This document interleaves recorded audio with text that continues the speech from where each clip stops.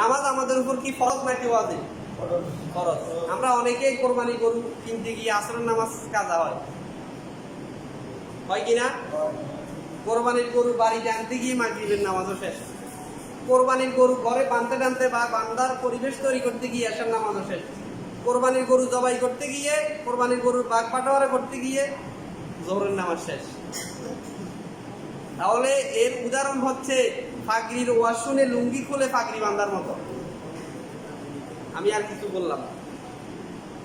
এক লোক মদ খাইতেছে, মদ খাইতেছে, মুসেরে এইভাবে দৌড়ে তারপরে মদ খাইতেছে। লোক পাশে একজন লোক তাকে প্রশ্ন করলো যে ভাই আপনি এরকম মোসেকে এইভাবে আলগি দিয়ে মদ খাইতেছেন কেন?